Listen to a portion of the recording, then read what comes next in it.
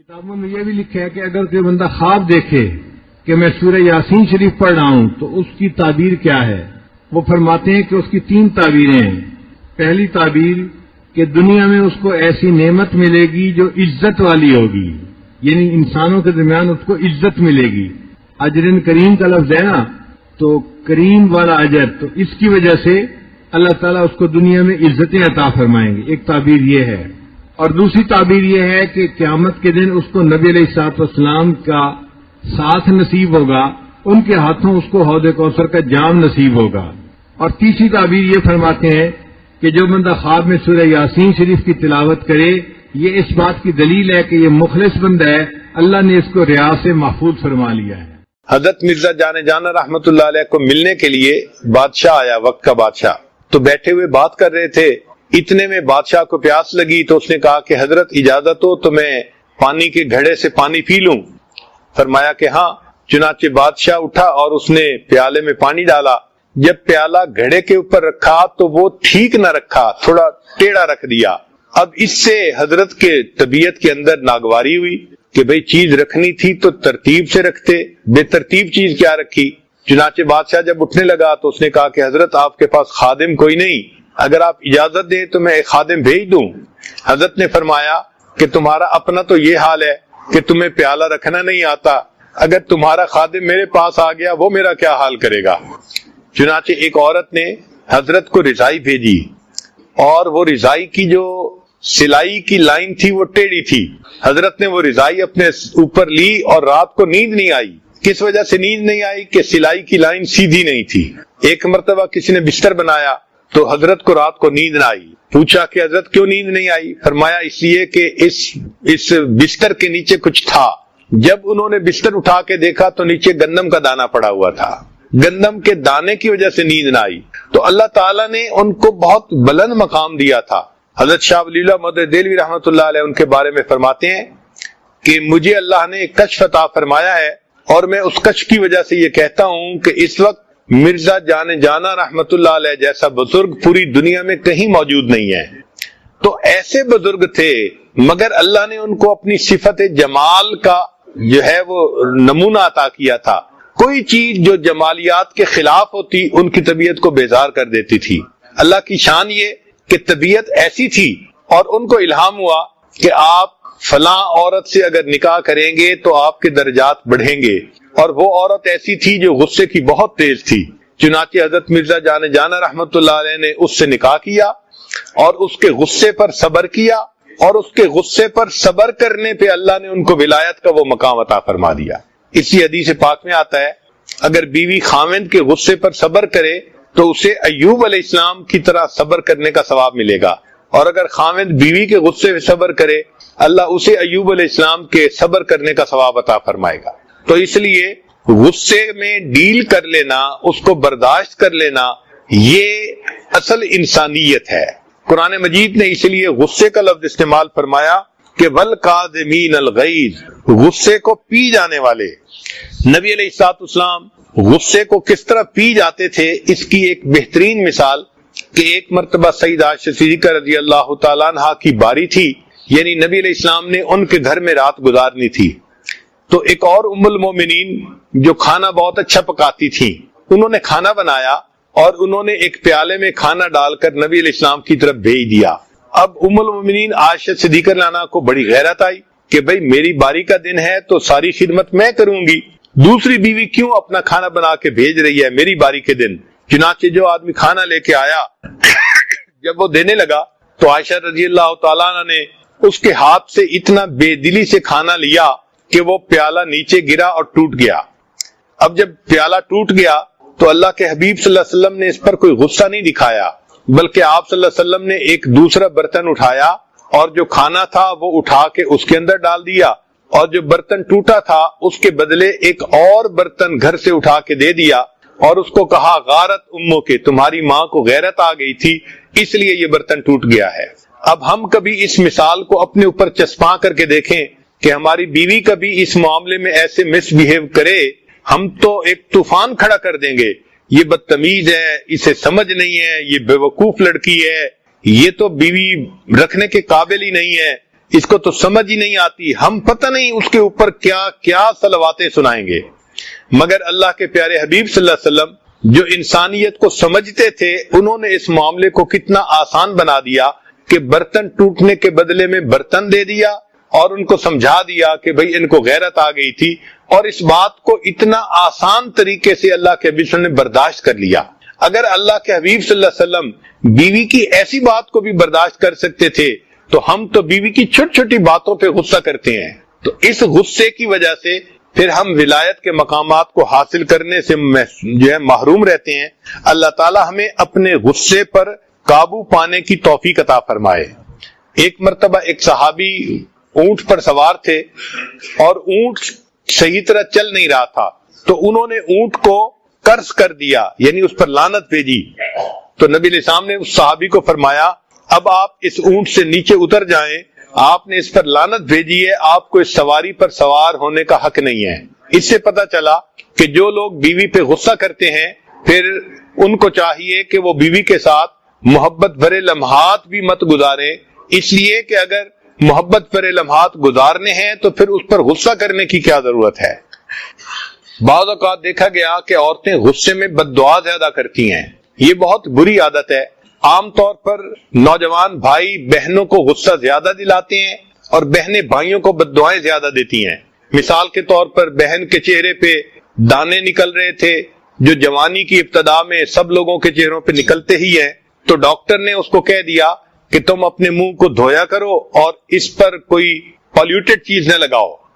چنانچہ بھائی کو پتہ چل گیا کہ ڈاکٹر نے کہا ہے کہ بہن کے چہرے پر کوئی ایسی چیز نہیں لگنی، تو آتے جاتے وہ کبھی بہن کے چہرے پہ انگلی لگاتا، کبھی ہاتھ لگاتا، اس کو غصہ دلاتا۔ یہ بھائیوں کی عادت ہوتی ہے، وہ بہنوں کو غصہ دلا کے خوش ہوتے ہیں، مگر ایسے موقع پہ بہنوں کو برداشت کرنا چاہیے اور ان کو بد دعائیں نہیں دینی چاہیے۔ کئی عورتیں ایسی ہوتی ہیں کہ بد دعائیں دیتی ہیں اور غصے میں کہی ہوئی باتیں بھی بعض اوقات اللہ کے ہاں قبول ہو جاتی ہیں اور پھر بعد میں ساری عمر روتی رہتی ہیں۔ نبی علیہ السلام نے ارشاد فرمایا کہ غصے کی حالت میں تم بد دعا نہ کرو، اس لیے کہ غصے کی حالت میں کی ہوئی دعا بھی قبول ہو جاتی ہے۔ کئی مائیں اپنے بچوں کو بد دعا دے دیتی ہیں اور وہ بد دعا قبول ہو جاتی ہے اور پھر بعد میں ساری عمر روتی رہتی ہیں۔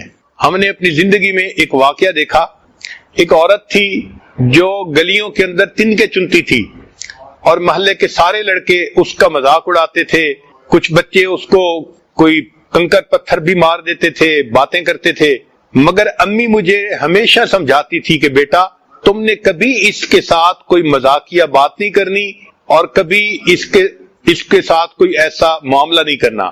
تو میں ہمیشہ امی سے پوچھتا تھا امی وجہ کیا ہے؟ امی کہتی تھی کہ ہاں کوئی وجہ ہے جس سے میں تمہیں سمجھا رہی ہوں کہ اس عورت کے ساتھ ایسا نہ کرنا، یہ بہت غمزدہ عورت ہے۔ تو چھوٹی عمر میں مجھے یہ بات سمجھ نہیں آتی تھی کہ سارے محلے کے لڑکے اس کے ساتھ مذاق اڑاتے ہیں، مجھے ہی کیوں منع کیا جاتا ہے۔ جب بڑے ہوئے، جوان ہوئے، تب امی نے ایک دن بات سمجھائی کہ اصل میں یہ اس محلے کی ایک عورت تھی، اللہ رب العزت نے اس کو ایک بیٹا عطا کیا۔ اب وہ بیٹا چھوٹا تھا اور اس کو ماں سے بہت اٹیچمنٹ تھی۔ بعض بچے ماں کے ساتھ بہت اٹیچڈ ہوتے ہیں، ان کو گودوں کا چسکا پڑ جاتا ہے، وہ چاہتے ہیں کہ ہر وقت امی ہمیں اپنی گود میں ہی لیے رکھے۔ وہ بچہ بھی اسی طرح کا تھا۔ ایک دن ماں کوئی کام کرنا چاہتی تھی، جیسے کپڑے دھونے یا کوئی گھر کی صفائی کرنی، اور بچہ چپکا ہوا تھا اس کے ساتھ، تو اس نے بچے کو فیڈر دیا اور اس کو ڈانٹا کہ اچھا میں اب کام کرنے لگی ہوں، اب تم نے میرے پیچھے نہیں آنا۔ بچے نے فیڈر پیا اور پھر وہ ماں کے ساتھ آ کے چپک گیا۔ اس پر اس کو غصہ آ گیا اور غصے میں اس نے بچے کو کہا کہ میں تو تمہیں سلا کے آئی تھی، تم کیوں پھر میرے پاس آ گئے؟ اور غصے میں یہ لفظ کہہ دیا کہ میں نے تو تمہیں سلایا تھا، تم سو ہی جاتے تو اچھا تھا۔ یہ اس نے غصے میں بات کر دی کہ سو ہی جاتے تو اچھا تھا۔ چنانچہ اللہ نے اس کی اس بد دعا کو قبول کر لیا۔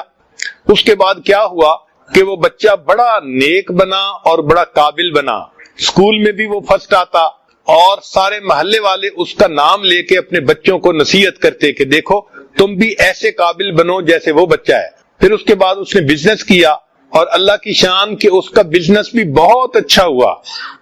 پورے محلے میں وہ بچہ ایک ماڈل سمجھا جاتا تھا، ہر ماں باپ اس کو محبت کی نظر سے دیکھتا تھا۔ چنانچہ وہ بچہ شکل میں بھی خوبصورت تھا، اس کی تعلیم بھی بہت اچھی اور اس کا کاروبار بھی بہت اچھا۔ جب وہ جوانی کی عمر کو پہنچا تو ماں نے اس کے لیے ایک بہت خوبصورت پڑھی لکھی لڑکی کا انتخاب کیا۔ اللہ کی شان دیکھیں کہ جب شادی کی سب تیاریاں ہو گئیں تو شادی میں ابھی 3 دن باقی تھے، گھر کا فرش دھویا گیا اور یہ بچہ کسی کام کے لیے ذرا تیز چلتا ہوا وہاں سے جب گزرا تو اس کا پاؤں پھسلا، یہ سر کے بل گرا اور اس بچے کی وفات ہو گئی۔ اللہ نے دعا ماں کی قبول کی تھی بچپن میں، مگر اللہ نے اس وقت پھل نہیں کاٹا، اللہ نے اس پھل کو پکنے دیا۔ اے میری بندی، تو نعمت کی ناقدری کرتی ہے، میں اس پھل کو پہلے پکاؤں گا، اور جب یہ بہترین پک کے تیار ہو جائے گا اور لوگ اس کی جوانی کو دیکھیں گے، کاروبار کو دیکھیں گے، اخلاق کو دیکھیں گے، میں اس وقت اس پھل کو کاٹوں گا تاکہ تمہیں پتہ چلے تم نے میری کس نعمت کی ناقدری کی۔ تو غصے میں کئی مرتبہ مائیں بد دعائیں دے دیتی ہیں، الفاظ کہہ دیتی ہیں، اور وہ یہ نہیں جانتی کہ پھر اس کا نتیجہ کیا نکلتا ہے۔ تو چاہیے کہ ہم اپنے غصے کو کنٹرول کریں۔ چنانچہ غصے کو کنٹرول کرنے کے لیے 10 خاص باتیں۔ پہلی بات کہ جب غصہ آئے اعوذ باللہ من الشیطان الرجیم پڑھے تاکہ شیطان بھاگ جائے اور انسان کا غصہ کم ہو جائے۔ دوسرا پوائنٹ کہ انسان غصے کی حالت میں خاموش ہو جائے۔ حدیث مبارکہ میں بھی ہے کہ جب تمہیں غصہ آئے تو تم چپ ہو جایا کرو۔ تیسرا پوائنٹ کہ غصے میں انسان کھڑا ہو تو بیٹھ جائے، بیٹھا ہو تو لیٹ جائے، اور پھر بھی غصہ نہ ختم ہو تو اپنی جگہ کو بدل لے۔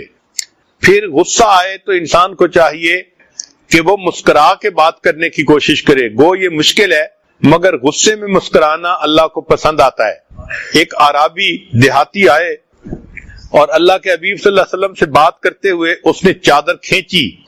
چادر کھینچنے سے اللہ کے حبیب صلی اللہ علیہ وسلم کو تکلیف ہوئی، مگر نبی علیہ السلام نے مسکرا کر فرمایا کہ اس کو کچھ مال دے دو، یہ مجھ سے کچھ مال مانگنا چاہتا ہے۔ تو اللہ کے حبیب صلی اللہ علیہ وسلم نے پریکٹیکلی دکھا دیا کہ دیکھو غصے کی حالت میں بھی انسان کو اگر اپنے اوپر کنٹرول ہو تو وہ مسکرا سکتا ہے۔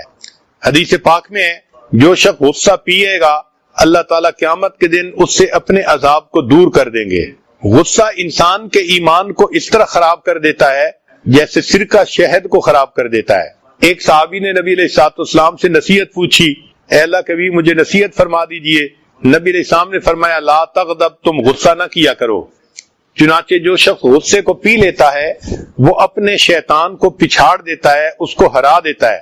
ایک حدیث پاک میں ہے الجامع میں نبی علیہ السلام نے فرمایا تم غصہ نہ کیا کرو، جنت تمہاری ہو جائے گی۔ غصہ پینے والے کو قیامت کے دن اللہ تعالیٰ ساری مخلوق کے سامنے بلا کر کہیں گے کہ تم دنیا میں غصے کا گھونٹ پی لیا کرتے تھے، اب جنت میں جاؤ اور جس حور عین کو چاہو اپنے لیے پسند کر لو۔ غصہ پینا متقی لوگوں کی علامت ہے، محسنین کی علامت ہے۔ چنانچہ حضرت عمر رضی اللہ تعالیٰ عنہ ایک مرتبہ بیت المال میں سے کچھ تقسیم کر رہے تھے، ایک آدمی آیا اور اس نے کہا غصے میں کہ آپ کو جتنا دینا چاہیے آپ ہمیں اتنا نہیں دیتے۔ حر رضی اللہ تعالیٰ عنہ قریب تھے، انہوں نے عمر عنہ کو دیکھا تو فرمایا وَأَعْرِضْ عَنِ الْجَاهِلِينَ، تو عمر عنہ کا غصہ سارا ختم ہو گیا۔ یعنی صحابہ کرام کا مزاج ایسا تھا، قرآن مجید کی آیت پڑھی جاتی تھی اور ان کو اپنے اوپر قابو نصیب ہو جاتا تھا۔ ایک مرتبہ سیدنا حسین عنہ کے پاس مہمان آئے، آپ نے باندی کو کہا کہ ان کو گرم شوربہ پیش کرو۔ جب وہ گرم شوربہ لے کر آئی تو دیکھ کہیں رہی تھی چل کدھر رہی تھی، پاؤں جو اٹکا تو گرم گرم شوربہ سیدنا حسین عنہ کے اوپر آ کر گرا۔ آپ ذرا غور کریں، اگر کبھی گرم چائے جسم پر گر جائے تو کتنی تکلیف ہوتی ہے۔ اس تکلیف کی حالت میں سیدنا حسین عنہ نے اس باندی کو غصے سے دیکھا، وہ بھی اسی گھر کی رہنے والی تھی، سمجھتی تھی، اس نے فوراً قرآن پاک کی آیت پڑھی والقاظمین الغیظ، غصے کو پی جانے والے۔ سیدنا حسین عنہ نے اس کو دیکھ کر کہا اچھا میں نے اپنے غصے کو پی لیا۔ اس نے پھر آگے آیت پڑھی والعافین عن الناس، لوگوں کو معاف کر دینے والے۔ تو سیدنا حسین عنہ نے مسکرا کر کہا اچھا میں نے تیری غلطی کو معاف کر دیا۔ اس نے آگے لفظ پڑھا واللہ یحب المحسنین، اللہ محسنین سے محبت فرماتے ہیں۔ تو سیدنا حسین عنہ نے فرمایا جا میں نے تجھے اللہ کے لیے آزاد کر دیا۔ ہمارے ان حضرات کو اپنے غصے پہ اتنا کامل کنٹرول حاصل تھا، اللہ تعالی ہمیں بھی ایسا ہی کنٹرول عطا فرمائے۔ چنانچہ سیدنا علی رضی اللہ تعالیٰ عنہ ایک مرتبہ ایک کافر کے ساتھ مقابلہ کر رہے تھے، آپ نے اس کو گرایا اور قریب تھا کہ خنجر سے اس کا کام تمام کرتے۔ اس نے حضرت علی عنہ کے چہرے پہ تھوک دیا. جب اس نے چہرے پہ تھوکا تو حضرت علی عنہ نے اس کو چھوڑ دیا. وہ کافر بڑا حیران ہوا کہ میں نے تو آپ کے چہرے پہ تھوکا تھا اور آپ نے مجھے چھوڑ دیا. فرمایا کہ میں اس سے پہلے تمہیں اللہ کے لیے قتل کرنا چاہتا تھا. جب تم نے میرے چہرے پہ تھوکا تو میرے اپنے دل میں غصہ آ گیا. اب میں اپنی ذات کے غصے کے لیے کچھ نہیں کرنا چاہتا. سبحان اللہ. اللہ نے ان کو کیا کمال عطا فرمایا تھا کہ اس غصے کی حالت میں بھی وہ فرق کر سکتے تھے کہ یہ غصہ اللہ کے لیے ہے اور یہ غصہ اپنے نفس کے لیے ہے. چنانچہ ایک بزرگ تھے، وہ ایک مرتبہ اپنے شاگرد کو مارنے لگے. تو جب شاگرد کو مارنے لگے تو شاگرد کہنے لگا مجھے اللہ کے لیے معاف کر دیں. وہ کہنے لگے میں تمہیں اللہ ہی کے لیے تو مار رہا ہوں، یعنی جب غصہ کر رہا ہوں تو یہ بھی اللہ کے لیے کر رہا ہوں، میں اپنے نفس کے لیے نہیں کر رہا. اسٹیٹسٹکس یہ بتاتی ہے کہ نوجوانوں کو غصہ زیادہ آتا ہے، جو بچے والے ہوں، فیملی والے ہوں، ان کو غصہ زیادہ آتا ہے، جاہلوں کو غصہ زیادہ آتا ہے، اور جن کے پاس مال کم ہو ان کو غصہ زیادہ آتا ہے. ہمیں چاہیے کہ ہم اپنے غصے کو کنٹرول کریں.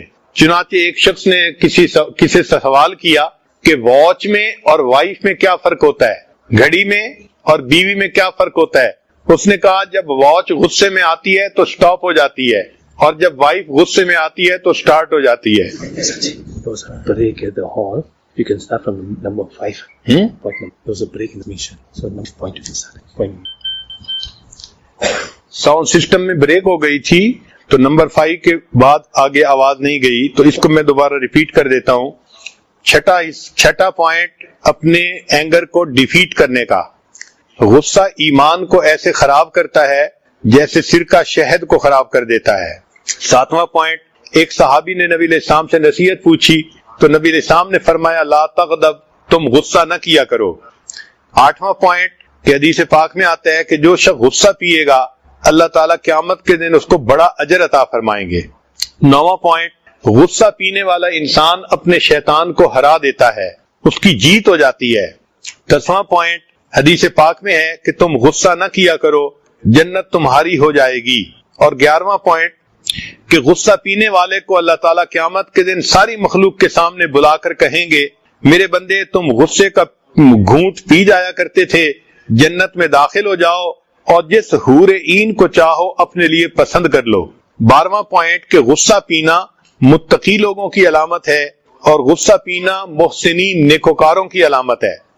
حضرت عمر رضی اللہ تعالیٰ عنہ ایک مرتبہ بیت المال میں سے کچھ تقسیم کر رہے تھے. ایک دیہاتی بندہ آیا اور اس نے کہا کہ امیر المومنین آپ کو جتنا دینا چاہیے آپ ہمیں اتنا نہیں دیتے. تو اس بات پہ عمر لانو کی طبیعت میں غصہ آیا. حر رضی اللہ عنہ ایک صحابی ساتھ تھے، انہوں نے قرآن کی آیت پڑھی امیر المومنین وَآرِدْ عَنِ الْجَاهِلِينَ، جاہلوں سے اعراض کر لیجئے. تو عمر لانو کا سارا غصہ ہی ختم ہو گیا. صحابہ لانم کی یہ عادت مبارکہ تھی، قرآن کی آیت کو سنتے تھے فوراً اس کے مطابق عمل کرتے تھے. چنانچہ سیدنا حسین لانو کے گھر میں مہمان آئے، انہوں نے باندی کو فرمایا کہ ان کو گرم شوربہ پیش کرو. وہ گرم شوربہ لا رہی تھی اور اس سے تھوڑی کوتاہی ہوئی تو پاؤں اٹکا اور وہ پورا گرم شوربہ سیدنا حسین لانو کے اوپر آ کر گرا. آپ غور کریں گرم چائے اگر جسم پر گر جائے تو کیا حال ہوتا ہے. اس وقت غصے میں آپ نے اس باندی کی طرف دیکھا، وہ باندی بھی اسی گھر کی پلی بڑی تھی. اس نے دیکھا کہ غصے میں ہے تو اس نے قرآن کی آیت پڑھی وَالْقَاظِمِينَ الْغَيْظَ، غصے کو پی جانے والے. تو سیدنا حسین لانو کا غصہ فوراً ختم ہو گیا. اس نے اگلا حصہ پڑھا وَالْعَافِينَ عَنِ النَّاسِ، لوگوں کو معاف کر دینے والے. تو سیدنا حسین لانو نے فرمایا اچھا میں نے تمہیں معاف کر دیا. اس نے آیت کا اگلا حصہ پڑھا وَاللَّهُ يُحِبُّ الْمُحْسِنِينَ. تو سیدنا حسین لانو نے فرمایا اچھا میں نے تمہیں اللہ کے راستے میں آزاد کر دیا. اللہ رب العزت نے ان کو ایسی طبیعتیں عطا فرمائی تھی کہ ان کے اپنے غصے پہ ایسا کامل کنٹرول حاصل تھا. سیدنا علی رضی اللہ عنہ نے ایک مرتبہ ایک کافر کو گرایا، لڑ رہے تھے، اس نے آپ کے چہرے پہ تھوک دیا تو سیدنا علی رضی اللہ عنہ نے اس کو چھوڑ دیا. وہ بڑا حیران ہوا کہ میں نے تو چہرے پہ تھوکا تھا، آپ نے میرے اوپر خنجر کیوں نہیں چلایا؟ آپ نے فرمایا میں اس سے پہلے اللہ کے لیے یہ خنجر چلانا چاہتا تھا، جب تم نے میرے چہرے پہ تھوکا تو میرے اپنے اندر غصہ پیدا ہوا، میں اپنے نفس کی خاطر کوئی عمل نہیں کرنا چاہتا. چنانچہ جب کسی بندے کو غصہ آئے تو اس کو چاہیے کہ وہ اس وقت وضو کر لے یا ٹھنڈے پانی سے نہا لے اس سے انسان کا غصہ جلدی ختم ہو جاتا ہے۔ اسٹیٹسٹکس نے یہ بات کھولی کہ جوانوں کو غصہ زیادہ آتا ہے، جو بچے والے ہوتے ہیں فیملی والے ان کو بھی غصہ زیادہ آتا ہے، جو جاہل ہوتے ہیں ان کو بھی غصہ زیادہ آتا ہے، اور جن کے پاس مال کم ہوتا ہے ان کی ضرورتیں پوری نہیں ہوتی ان کو بھی غصہ زیادہ آتا ہے۔ چنانچہ ایک صاحب نے کسی سے پوچھا کہ وائف میں اور واچ میں کیا فرق ہے؟ اس نے کہا کہ واچ جب خراب ہوتی ہے تو وہ بند ہو جاتی ہے، اور جب وائف کا مزاج خراب ہوتا ہے تو وہ سٹارٹ ہو جاتی ہے۔ تو عام طور پر دیکھا ہے کہ عورت غصے میں آئے تو وہ بولنا زیادہ شروع کر دیتی ہے، بہت بولتی ہے۔ غصہ ہمیشہ حماقت سے شروع ہوتا ہے اور ندامت پہ ختم ہوتا ہے۔ ذرا دوبارہ سن لیجئے، غصہ ہمیشہ حماقت سے شروع ہوتا ہے اور ندامت پہ ختم ہوتا ہے۔ جب کسی کو غصہ زیادہ آئے تو وہ یہ سوچے کہ ہر منٹ کے 60 سیکنڈ میں نے خوشی کے ختم کر دیے غصے کی وجہ سے۔ انگریزی میں ایک کوٹیشن ہے کہ speak when angry and it is the best speech you will ever regret on it۔ غصہ ایسا ایسٹ ہے کہ جس کنٹینر میں ہوتا ہے اس کے لیے زیادہ نقصان دہ ہوتا ہے بنسبت اس کے کہ جس پر غصہ کیا جاتا ہے۔ چنانچہ غصہ کرنے والے انسان کو خود نقصان زیادہ ہوتا ہے۔ جن لوگوں کے دل بڑے ہوتے ہیں وہ غصہ زیادہ نہیں کرتے۔ ایک بچے نے بوڑھے سے پوچھا کہ مجھے غصہ بہت آتا ہے تو میں کیا کروں؟ اس نے کہا دل بڑا کر لو۔ اس نے کہا دل بڑا کرنے سے کیا ہوگا؟ اس نے کہا بچے ایک کپ چائے والا لاؤ اور پانی بھرو۔ بچہ چائے والا کپ لایا اور اس نے پانی سے بھر لیا، تو بوڑھے نے 1 چمچ نمک کی اس کے اندر ڈال دی، پھر اس کو کہا کہ اس کو پیو۔ بچے نے کہا یہ تو اتنا کڑوا کہ چکھا بھی نہیں جاتا۔ اس نے کہا اچھا ایک جگ لے کے آؤ۔ تو بچہ ایک بڑا جگ لے کے آیا، پانی کا بھر دیا، تو اس نے وہی نمک کا چمچ اس کے اندر ڈال دیا، کہا کہ اب پی لو۔ تو بچے نے کہا کہ یہ تو پورا گلاس پیا جا سکتا ہے۔ تو بوڑھے نے سمجھایا کہ دیکھو یہی دل کا فرق ہے، جب دل چھوٹا ہوتا ہے تو نمک اتنا ہی تھا مگر اتنا بیٹر ہو گیا وہ پانی کہ چکھا بھی نہیں جاتا تھا، اور جب بڑا جگ تھا اور اس میں پانی زیادہ تھا اتنا ہی مقدار نمک کی ڈالی گئی مگر وہ کم نمکین ہوا اور پورا گلاس پیا گیا۔ تو انسان جب دل بڑا کر لیتا ہے تو غصے کے حال میں بھی اس کو غصہ کم آتا ہے۔ جن عورتوں کو غصہ زیادہ آتا ہے ان کو چاہیے کہ اپنا دل بڑا کرنے کی کوشش کریں، اور یہ بھی ذہن میں رکھیں کہ جس بندے کو غصہ زیادہ آتا ہے اس کا برا ایفیکٹ انسان کے دل پہ رہتا ہے۔ چنانچہ ایک مشہور سٹوری ہے، ایک بچے نے باپ سے کہا کہ ابا مجھے غصہ زیادہ آتا ہے۔ اس نے کہا بیٹا یہ جو فلاں دیوار ہے نا، تم اس دیوار کے اوپر ایک کیل ٹھونک دیا کرو جب تمہیں غصہ زیادہ آیا کرے۔ تو بچے نے پہلے دن 35 نیل اس کے اندر ٹھونک دیے، پھر دوسرے دن اس نے 20 ٹھونکے، تیسرے دن 10 ٹھونکے، پھر 5 ٹھونک دیے۔ وہ اس دوران اپنے غصے کو کنٹرول بھی کرتا رہا۔ ایک ایسا وقت آیا کہ اس کو غصہ آنا بند ہو گیا۔ اس نے کہا کہ ابو اب مجھے غصہ بالکل نہیں آتا۔ باپ نے کہا کہ بیٹا جب تمہیں غصہ کسی بات پہ نہ آیا کرے نا تو ایک کیل اس دیوار میں سے نکال لیا کرو۔ تو بچے کو جب غصہ نہیں آتا تھا تو اس نے کیل نکالنے شروع کر دیے، حتیٰ کہ ساری دیوار کے کیل نکال دیے۔ پھر آیا ابو اب تو مجھے بالکل غصے پہ کنٹرول حاصل ہو گیا، اب میں غصہ بالکل نہیں کرتا۔ باپ نے کہا بیٹا اس دیوار کو ذرا دیکھو، تمہیں یہ پہلی جیسی نظر آتی ہے؟ اس نے کہا نہیں، اس پر تو سوراخ کے نشان بہت زیادہ بنے ہوئے ہیں۔ باپ نے کہا بیٹا اگرچہ تم نے غصے پہ کنٹرول کر لیا لیکن جو سکار تھے وہ تو ابھی بھی دیوار پر باقی ہیں۔ جس بندے کو بار بار غصہ آتا ہے اگرچہ وہ غصے کو کنٹرول بھی کر لے اس کے دل پہ اس کا بیڈ ایفیکٹ تو ضرور ہی ہوتا ہے۔ اس لیے اچھا انسان وہ ہے جو جلدی غصہ نہ کیا کرے۔ ہم اللہ سے دعا مانگتے ہیں اللہ تعالی ہمیں جلدی غصہ کرنے والا نہ بنائے، اپنے غصے پہ کنٹرول عطا فرمائے، غصے کو پینے والا بنائے، اور قیامت کے دن اللہ اس کے بدلے ہمیں اپنے غصے سے نجات عطا فرمائے، معافی عطا فرمائے۔ وآخر دعوانا ان الحمد للہ رب العالمین۔ تھوڑی دیر مراقبہ کر لیجئے، آنکھوں کو بند کر لیجئے، سر کو جھکا لیجئے، دنیا اور جو کچھ دنیا میں ہے اس سے ہٹ کٹ کے اللہ کی یاد میں ڈوب جائیے۔ لا الہ الا اللہ محمد الرسول اللہ۔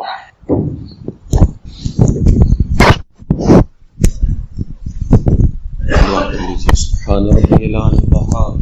اللهم صل على سيدنا محمد وعلى وعلی آل سیدنا محمد وبارک وسلم۔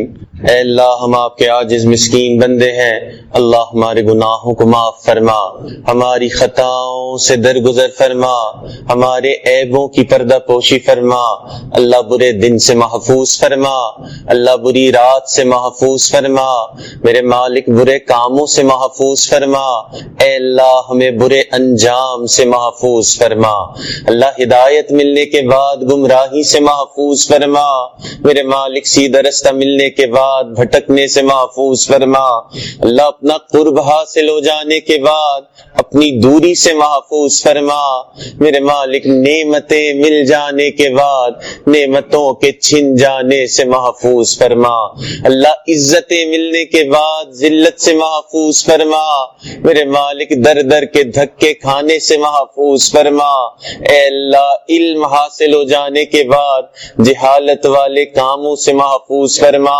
میرے مالک اپنی رحمت کا سایہ عطا فرما، اے اللہ اپنی رحمت کا سایہ عطا فرما، اے اللہ ہم تیرے کمزور بندے ہیں، اے اللہ اپنی کمزوری کا اعتراف کرتے ہیں، اللہ جس طرح آپ کو یاد کرنے کا حق تھا میرے مالک ہم آپ کو اس طرح یاد نہ کر سکے، اللہ جس طرح آپ کی دی ہوئی نعمتوں پہ شکر کرنے کا حق تھا میرے مالک وہ حق بھی ادا نہ کر سکے، اے اللہ جس طرح آپ کی عبادت کا حق تھا میرے مالک وہ حق بھی ادا نہ کر سکے، اے اللہ ہماری اس کوتاہی کو معاف فرما، اے اللہ ہماری اس کوتاہی کو معاف فرما، اے اللہ ہمارے دلوں کو اپنی یاد سے منور فرما، اے اللہ اپنی رحمت کا سایہ عطا فرما، اے اللہ یہ رحمتوں کے ایام ہیں، اللہ ان رحمتوں کے ایام میں ہمارے حال پر بھی رحم فرما، اے اللہ ہم تیرے کمزور بندے ہیں،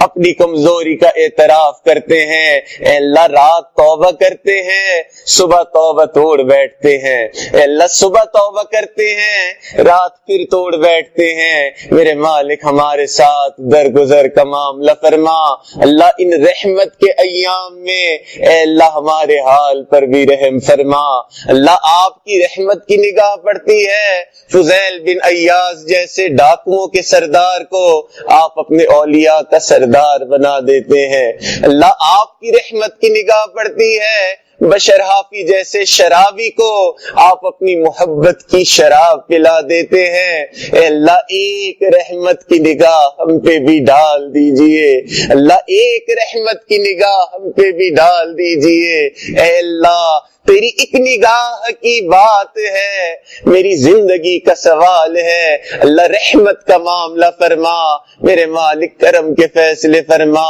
اے اللہ ہمارے اندر سے رذائل کو دور فرما، اللہ بد اخلاقی کو دور فرما، اے اللہ غصے کو دور فرما، اے اللہ اپنی رحمت کا معاملہ فرما، اے اللہ ہم دوسروں کے لیے وبال جان بنے ہوئے ہیں، میرے مالک ہمارے حال پر رحم فرما، اے اللہ ہمارے حال پر رحم فرما، اے اللہ ممکن ہے دوسرا ہمارے غصے کا جواب دے نہ سکے، اللہ اگر آپ نے جواب دے دیا تو ہم کسی قابل نہیں ہوں گے، اے اللہ ہمارے حال پر رحم فرما، اللہ ہمیں اپنے اوپر کنٹرول نہیں، اے اللہ آپ رحمت فرمائیں، ہمیں اپنے آپ پر کنٹرول عطا فرما، اللہ آپ کے ایک برگزیدہ بندے کی خدمت میں حاضر ہوئے ہیں، اپنے اوپر قابو پانے کے لیے حاصل ہوئے ہیں، اللہ اپنے اوپر قابو عطا فرما، میرے مالک نہ ہماری آنکھ قابو میں ہے نہ ہماری زبان قابو میں ہے، اللہ نہ ہمارا دل قابو میں ہے، اے اللہ اس رحمت والے ایام میں ان رحمت بھرے لوگوں میں اے اللہ ہمارے حال پر بھی رحم فرما، اللہ کرم کے فیصلے فرما، اے اللہ میں نیک نہ بن سکا، اللہ تیرے نیکوں میں آ کے بیٹھ گیا ہوں، اللہ نیک نہ بن سکا، اللہ تیرے نیکوں میں آیا بیٹھا ہوں، اللہ ان نیکوں کی برکت سے ہمارے حال پر بھی رحم فرما اللہ، ان نیکوں کی برکت سے ہمارے دلوں کو بھی زندہ فرما میرے مالک، جیسا آپ ہم سے راضی ہوتے ہیں اے اللہ ہمیں ویسا بننے کی توفیق نصیب فرما، اے اللہ جس طرح آپ ہمیں دیکھنا چاہتے ہیں اے اللہ ہمیں ویسا بننے کی توفیق نصیب فرما، اے اللہ ہم نے جو بھی گناہ کیے اللہ اس عشرے میں ہمارے گناہوں کو معاف فرما، اللہ آپ کے محبوب نے فرمایا یہ آگ سے خلاصی کا عشرہ ہے، میرے مالک ہمیں بھی آگ سے خلاصی عطا فرما، اے اللہ قیامت کے دن کی شرمندگی سے محفوظ فرما، اللہ قیامت کے دن کی حیرت سے محفوظ فرما، اللہ آپ کے محبوب نے فرمایا کہ قیامت کے دن کچھ لوگ کیا سوچتے ہوں گے اور ان کے ساتھ کیا ہو جائے گا، میرے مالک ہمیں قیامت کے دن اس طرح کی حیرت سے محفوظ فرما، اللہ اپنی رحمت کا سایہ عطا فرما، اے اللہ اپنے کرم کے فیصلے فرما، اے اللہ اپنی رحمت کا نزول فرما، اے اللہ دور بیٹھی مستورات ان دعاؤں پہ آمین کہہ رہی ہیں، میرے مالک ان کو بھی ان دعاؤں میں شامل فرما، اے اللہ ان کے بھی اٹھے ہوئے ہاتھوں کو قبول فرما، اے اللہ دنیا داروں کو دیکھا کہ گھر پہ عورتیں چل کے آ جاتی ہیں، لوگ قتل کے مقدمے تک معاف کر دیتے ہیں، اللہ آج تیری بندیاں تیرے در پہ حاضر ہوئی ہیں، اے اللہ اس کی برکت سے ہم سب کے گناہوں کو بھی معاف فرما دیجئے، اللہ ہم سب کے بھی گناہوں کو معاف فرما دیجئے، اے اللہ جہاں جہاں مسلمان پریشانی کے عالم میں ہے اللہ ان کی پریشانیوں کو دور فرما، اللہ اٹکے ہوئے کاموں کا ہونا آسان فرما، اللہ الجھے ہوئے کاموں کو اپنی رحمت سے سلجھا، میرے مالک کرم کے فیصلے فرما، اے اللہ ہمارے تینوں حرم کی حفاظت فرما، اللہ ہمارے ساتھ درگزر کا معاملہ فرما، اے اللہ دعوت و تبلیغ کے کاموں کی حفاظت فرما، جہاں اللہ اللہ ہوتی ہے ان خانقاہوں کی حفاظت فرما، اللہ مدارس عربیہ کی حفاظت فرما، میرے مالک اقامت دین کی کوششوں کی حفاظت فرما، اے اللہ اپنی رحمت کا سایہ عطا فرما، اللہ جو مانگا وہ بھی عطا فرما، جو مانگنا چاہیے تھا اے اللہ نہیں مانگ سکے اللہ وہ بھی عطا فرما، اے اللہ ہمارے حضرت کی عمر میں برکت عطا فرما، اللہ ان کا سایہ ہمارے سروں پہ تا دیر قائم و دائم فرما، اے اللہ ہم ان کے احسانات کا بدلہ نہیں دے سکتے، میرے مالک اپنی رحمت سے آپ ہی انہیں اجر اور بدلہ عطا فرما، اے اللہ ہمارے حال پر رحمت کی نگاہ فرما، اے اللہ کرم کے